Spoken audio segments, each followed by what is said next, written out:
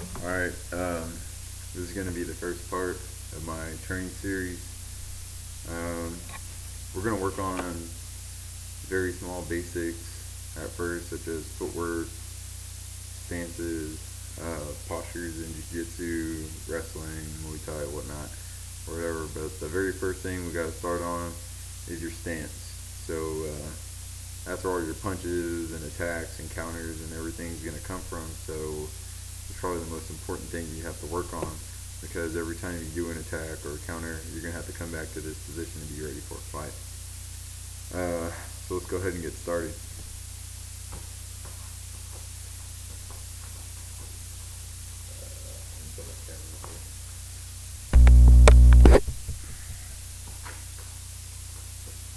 Alright, the very first thing whenever you're working on your stance is going to be your footwork. Since your feet are going to carry your body everywhere that you go, that really is the most important thing before you start moving up in attacks and defenses and other things like that.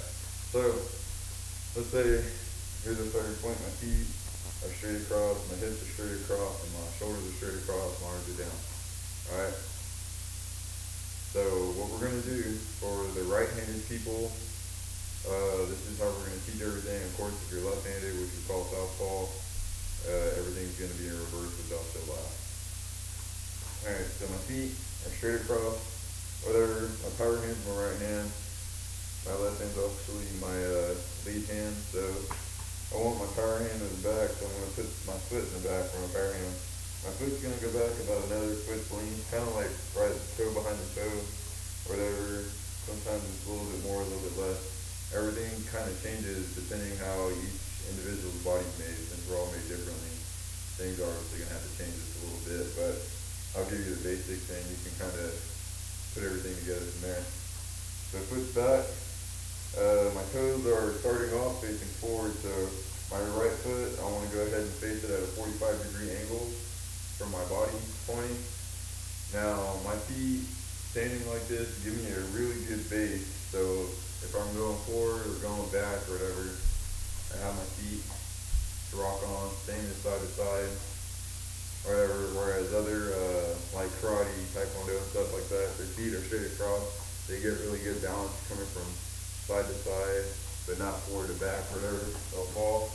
Same as when you're fighting like this, you have really good forward and back balance, but not so much good side to side. So you try to eliminate that by keeping your feet balanced kind of both directions, forward and back and side to side, whatever. So we're going to go from feet straight across, go back about another foot's distance back, right foot pointing at the 45-degree angle, the lead foot still pointing in its natural direction. Alright, so you can practice when you're first doing this, kind of coming up on your toes as you're rocking back and forth or whatever, and coming back from a regular stance, just coming back to your fighting stance. That way that muscle memory starts getting ingrained from your training.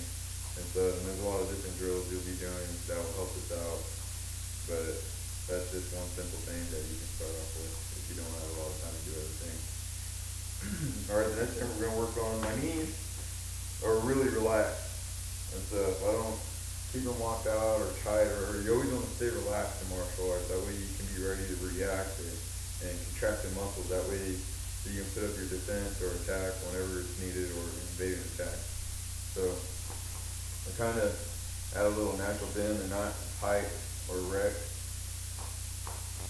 as you can see. Next thing is hips. My hips, of course, since my foot's facing in the 45-degree angle, my hip's going to kind of want to do this thing where my midsection, instead of facing forward, is going to start facing this way. Now what that's going to do, my spine's connected from here down into my shoulders, and it's going to bring my shoulders facing that way too, which to me is not really that good of a thing. Sometimes you're not really going to prevent it during a fight, but I'm going to explain to you why you want to try to keep them as straight as possible. So hips, all the way to your shoulders, you want kind of facing straight across, not at like a slanted angle, following that 45-degree angle that your foot makes or whatever. So you'll have to practice that in your stance.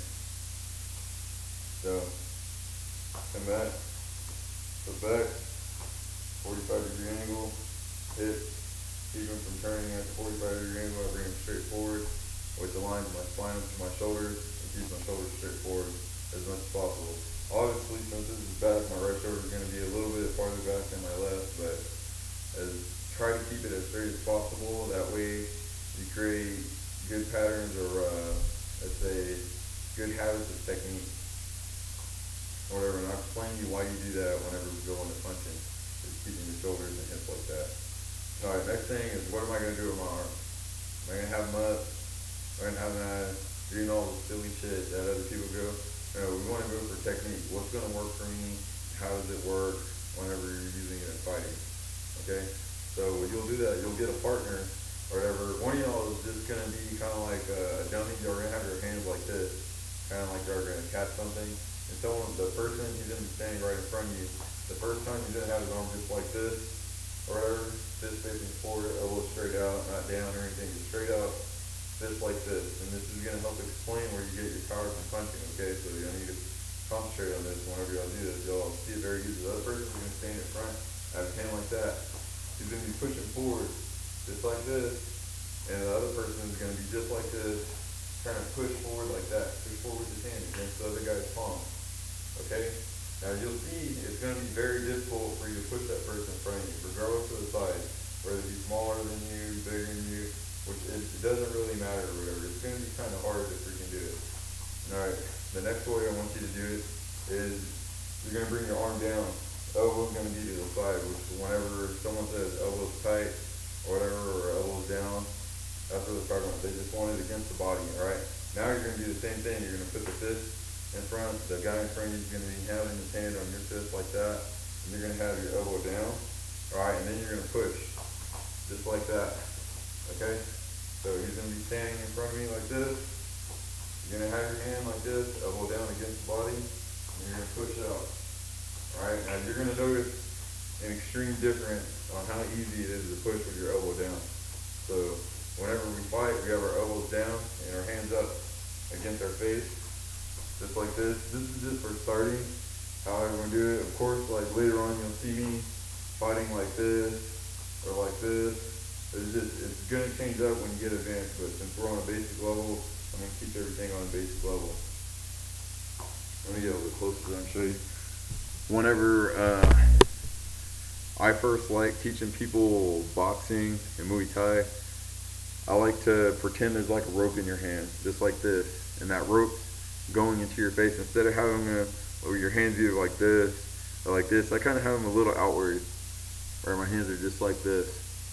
Alright, and I'll explain in detail why later, and you'll see whenever you start making the mistakes or whatever, it eliminates a lot of movement or excess movements to finish your punches and defenses and other things like that, which I'll explain, but I'm just letting you know whenever you have them, it's going to be kind of like this, almost. Just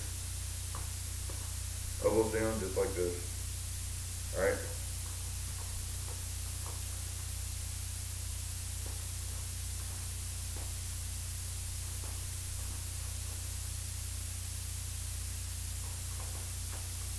Alright, now from there, obviously another thing you have to worry about is where I put my chin.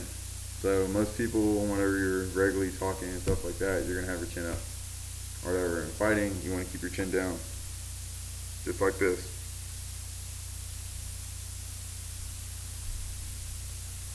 If I have it up, that makes me an easy target. Shut the door. Sorry about that.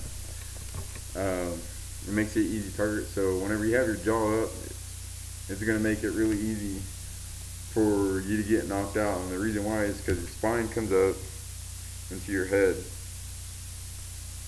You got your jaw here. It moves your head, which is going to cause kind of like a shock in your body from the impact, and it's going to kind of move your body around. Which you won't always get knocked out, but it's going to hurt if you have your jaw up. Rather than it being down, it's a lot more solid. And then you have your hands here too blocking. I mean, when you're punching, they're not going to be there, but that's what the training and stuff's for, is to teach you how to use your shoulders and other things like that. So having your chin down is a good thing.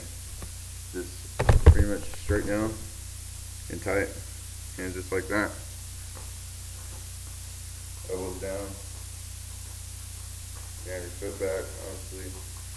You can fix the camera.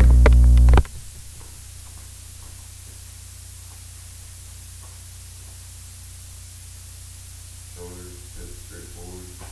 Foot back, facing at a 45-degree angle. And for that southpaw is just the exact opposite. The power hand is going to be your left hand.